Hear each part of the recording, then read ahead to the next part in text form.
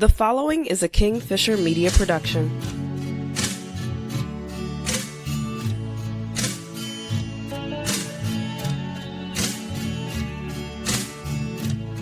Hey guys, you're listening to the In the Blood podcast.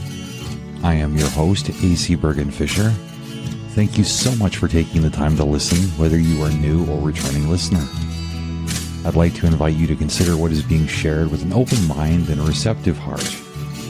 Before we begin, though, the following disclaimer.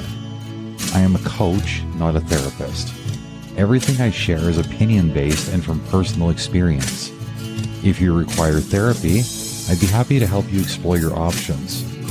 For those who would prefer coaching with me, that could be arranged via email at inthebloodpod@gmail.com. Finally, if you'd like to support this project for as little as $5, you can do so by visiting buymeacoffee.com/inthebloodpod. Okay, I'd like to welcome everybody back to the In the Blood podcast. Each week we try to explore topics that have to do with how our relationship with self interacts with our relationship with the world around us, the relationship with others. Today I wanted to focus a little bit more inwardly than I think we've been doing lately, and to help me do that, again, I welcome back to the show my partner in crime, Jason Moore. Jason, thank you for being here today. Hey, thanks for having me, brother. So one of the things that we've been kicking around lately is something that it seems to be a recurring theme for us, whether it's just a case of the two of us sitting around and like complaining about how stupid we are or how stupid other people have been at times. But, you know, hearing about how, well, I want such and such to be different. And then, you know, our first question is, well, do you really? You know, it's really easy to sit there and think, well, I want to be a millionaire. But what are you willing to sacrifice to get there? Like anything. What have you done for it lately? Yeah. Right? And it's not necessarily, obviously, like just these big ticket things like, do I want to be rich? Do I want to have like a longer ding dong?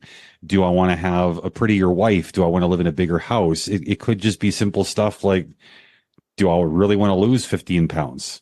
You know, and without getting completely into it in the first 30 seconds, you know, maybe I should just do something I'm not comfortable with and shut up and maybe let you have a little stab at things here.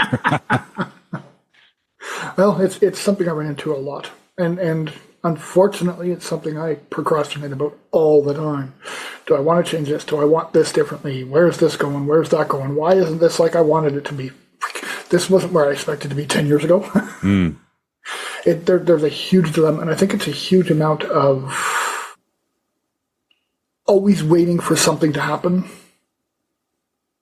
Like waiting for the universe to provide kind of thing? Or you know, yeah, okay, I'll do that when I whatever. Okay. And then the when I never happens, and then we wonder, well, why didn't that happen? But in hindsight, it's because we never got off our ass and made it happen, whatever that happens to be. You know, it's weird. When I was thinking about this conversation and like what it might look like, that was one point that had never even crossed my mind. Is like, is now that you say it out loud, I realize I do it too. It's almost like we set these procrastination milestones. Like, okay, I'm not procrastinating. I'm waiting for something to happen. I'm waiting for the time to be right. I'm waiting for a sign. Right. And, you know, there are circumstances that do hold us back. Sometimes we want to be a little bit more physical and do something different, but because of our, well, in our case, our bodies, you know, it doesn't let us do it. That's not what we're talking about. What we're talking about is actual procrastination. Why it isn't happening is because that one, in this sense, is a realistic goal. We just didn't get off our ass and do it. Okay, so something for me personally, just because like I hate sitting there and like having anybody feel like I'm pointing a finger at them. I'll point the finger at myself. So like I don't know, maybe it's my insecurity talking, but I feel like I need to offer the disclaimer that I am by no means fat. Not that it matters, right? But I'm not super comfortable with my weight. I would like to shed a few pounds, right? This is what I tell myself, you know, like, well, not just a case of, oh, I need to lose 15 pounds. The case of, I really want to be in better shape. I want to be thinner. But that's not the only thing I want. I also want to eat chocolate bars. Mhm. I want to sit and watch YouTube videos. I want to have a second supper every night. I want to talk about going for a walk, but not actually go for a walk, which kind of leads me full circle back to like when I say that I want to be in better shape, if I'm being honest, I kind of think maybe I don't, Oh, I believe you do. but just not as much as I want to do all of the things that keep me from Right. achieving that goal. Correct. So, right, Right. like I can't be wet and dry at the same time. I got to choose one. And I think without really saying it out loud until now, I have made my clear choice. My clear choice is to be a lazy glutton. My choice has not been to be buff, tone, and super thin. But Fair enough. again, if I'm going to keep on being honest, the chances are I'm probably going to keep talking about it as though I actually do want to be in better shape. And I'm just wondering, like, how many of us actually are in that trap? Like, do you have any firsthand experience with things like this? Yeah, up until we got our pup, walking was my big thing. I want to walk, but no, I don't have the energy to do it today, or I can't do it today because it's raining. And the reality is, I don't mind walking in the freaking rain. There's nothing wrong with it. I actually enjoy it, but my procrastination button says, "Not today, you don't. Not today, you don't." Now, I do walk a lot now. I walk 40 minutes 3 times a day minimum. Mm-hmm. And that's just with the pup. That's not including like when we go downtown and get stuff and grocery shopping and all that kind of stuff. And I'm in the very same boat you are. I want to lose 30 pounds.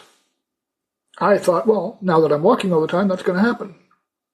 And it doesn't happen. But am I willing to do something more to make that weight come off? In my head, I say, yeah, I would really like to work out a bit more, change my diet.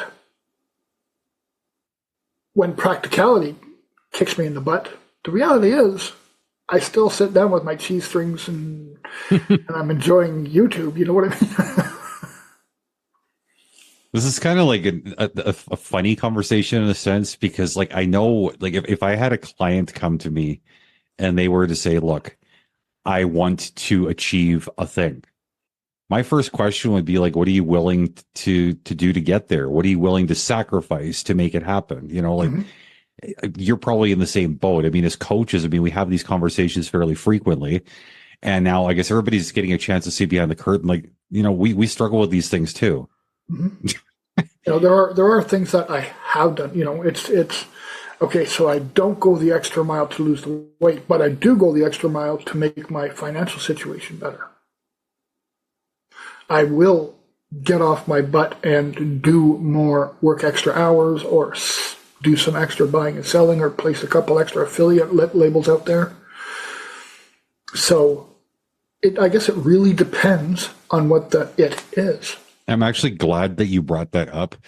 And the reason is because, again, this is something that I've heard come up with like a couple of clients over the last however long I've been doing this, is that people tend to start like they want to beat on themselves. They feel like, like I suck, like all across the board, because there's one thing that has captured my attention today. I'm not actually doing the work to succeed. I can't do it. There's obstacles. It's not happening. And basically F my life is like the emotional state they come to me in. And I try to broaden the scope and say, well, what else you got going on? And like with you're saying, okay, like I'm struggling to dig deep enough to lose the weight, but you at the same time are celebrating the fact that, like with the financial stuff, I'm going the extra steps there. Maybe like something you haven't mentioned today, but I know is going on. You're taking the extra steps to improve your relationship with your partner.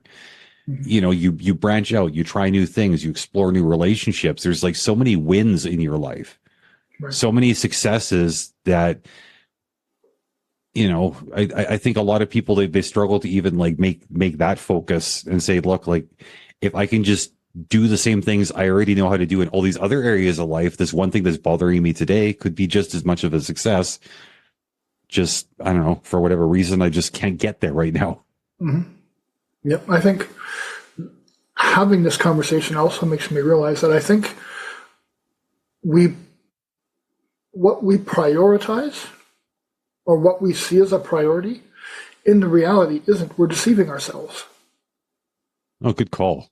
Like I'm in my head because I hurt when I sleep because I'm 30 pounds overweight. So my thighs rub, that hurts. Getting up, the extra weight adds onto my knees and my hips. And I know some people say, well, it's only 30 pounds, 40 pounds, whatever. But the reality is, over a period of time, carrying that 40-pound satchel on your back is going to add strain to your knees and your hips. And you have to realize, okay, yeah, I really want to lose 30 pounds. And I'm kidding myself because I'm telling myself in my head it's a priority. But the practicality of it isn't. So I think something we should also start doing is realizing what we do in our lives, and we have to be honest with ourselves about what takes priority, because I don't think we are. I think that's actually a really good food for thought, because I mean, like, that is another component that I can't say I've never thought about, but it's not one that naturally comes up, is like recognizing that these things that I claim are my priorities actually aren't. Because I mean, if they were my priorities, then I think my life would be shaping up in very different ways sometimes. Mm-hmm. Yep. Like, it's easy to say, oh, I want to get up early. It's like, okay, well, if I want to get up early, I got to go to bed at a reasonable hour. If I don't do that, well, obviously, like, waking up fresh in the morning isn't exactly what I'm looking for. What I'm looking for is extra hours at night. Mm-hmm. Or waking up like stale bread. Mm-hmm. Yep. So I think maybe what we should more focus on is being honest with ourselves. That inward thought that you're talking about now should be, okay, what's really my priority? What am I doing? Like, stop thinking, what do I want to do? And start thinking, what am I doing? Because once you start realizing what you are doing, then you might start looking at, well, how can I fit the other in? How do I make the other a priority like what this is now? That makes sense? Well, it makes perfect sense. I just, like, part of what I'm thinking about too is, like, and I don't think that you and I are terribly unique in this sense.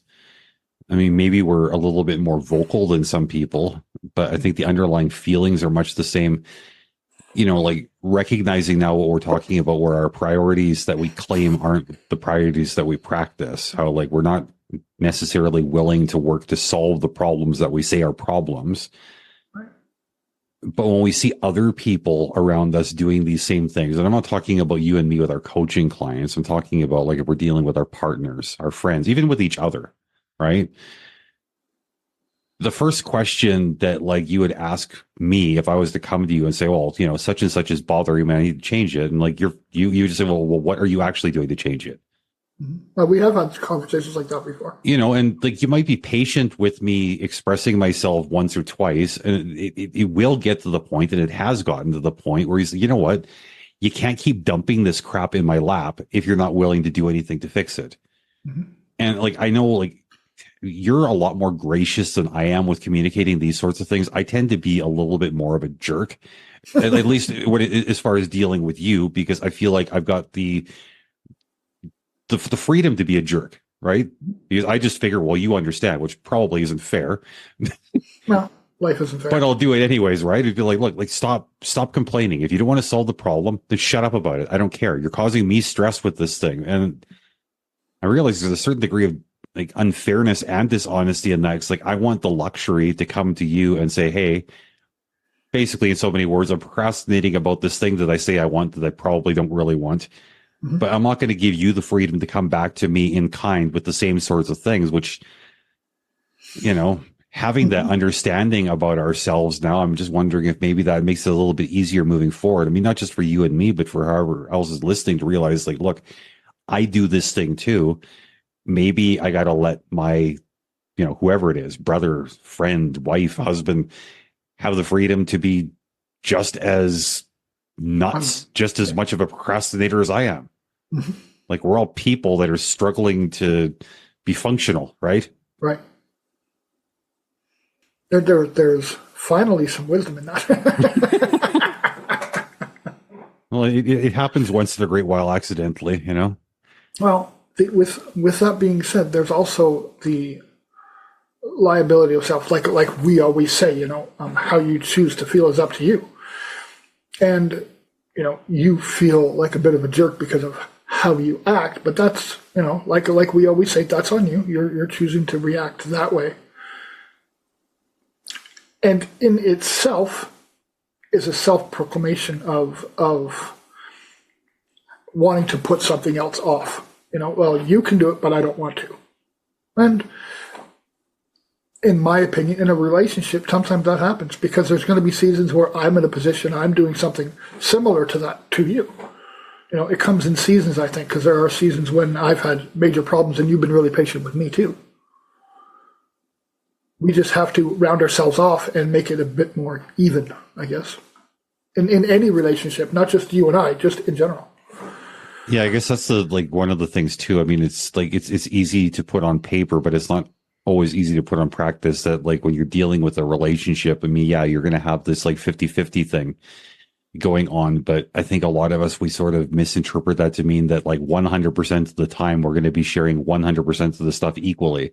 Mm-hmm. And I like the way you put it, where you're sort of navigating these seasons. Like right now might be my season to be a jerk and yours to be patient, but next season it may be different. Mm-hmm. I live on a 30-70 rule. One person is always doing 70% of the work. The other person is always doing 30. But sometimes it's me doing 70%, sometimes it's you doing 70%. But that's what equals life out in general, because in the end, there are things that you tolerate from me that I don't tolerate from you. Mm-hmm. That's the 70-30 split. And in the end, at the end of the day, it ends up pretty equal. If you look at everything as a whole, right down the line, as long as you're willing to examine yourself, it's pretty easy to make it equal. You just got to be honest with self and atone for, this is where I am, and allow your opposite, whoever it is you're dealing with, the same advantages. I can actually see, if you get in the habit of that, how that would just take a lot of the pressure off of everything all of the time. Mm-hmm. Well, you once mentioned to me how come you never overly stress out about this, and I'm always stressing out about that. It's just a matter of letting go. It's a matter of not really giving a shit who's in the right, who's in the wrong, or who's getting the 70% this time and 30%. Kind of interesting, because we're kind of we started off on one topic, but I think this is quickly morphing into more about priorities in general, right? Well, but it ties all in together, because everything is the priority, and what is the priority in the moment? Yeah, I guess we just got to be straight with ourselves and each other as far as what that priority is if I'm understanding you correctly. Yeah, absolutely. But give a lot of people a lot of time think, well, you know what? It seems like I'm doing all the work. Well, because you're focused on that area makes it seem like you're doing all the work. Well, and yeah, you are in that one area, but that's not the only area. Correct. Look at the other areas and look at the person you're dealing with and see what they're doing. What are they absorbing? I, for a long time, was in I'm doing this and I'm doing that, and my partner's not doing this and my partner's not doing that. And this is before we came to the tranquil point that we've been now for a couple of years. Once I let go of that, and I took off the shackles of, look at me, I'm superior bullshit, and I started realizing, when I come home from work, she listens. When I'm feeling stressed, she gives me a massage. I don't ask 90% of the time. She does. But I was taking into account that, when I get home now, I got to do the freaking dishes or whatever, blah, blah, blah. But what was she doing when you worked there? And I really had to take myself aside and say, okay, what was she doing? I had to own my impracticality in realizing what she was doing.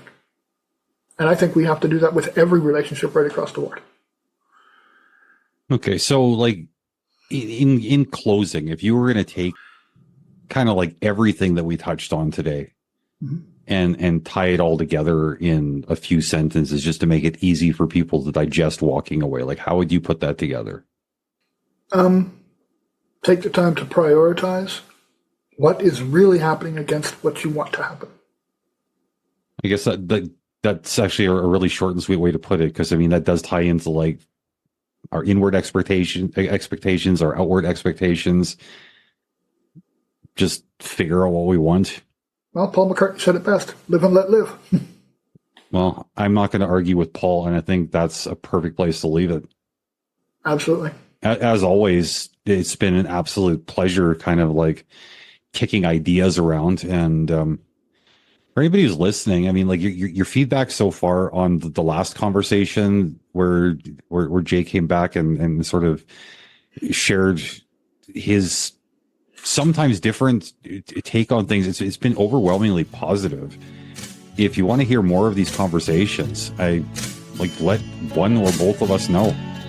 Let's get his ego swollen up if it needs to be swollen up. And if you want to hear more of these conversations, we can certainly accommodate. I would like to say one more thing, if you don't mind. Oh, go ahead. I just want to say something out to the people out there. Thank you very much for giving us the audience to do this kind of thing. Thank you very much for having the patience with us and the openness to hear what we're saying and absorb what you need and throwing away what you don't. We don't hold it personally. Just enjoy what you can, and thank you very much for the opportunity. Yeah, exactly. And as always, until next week, my friends, much love.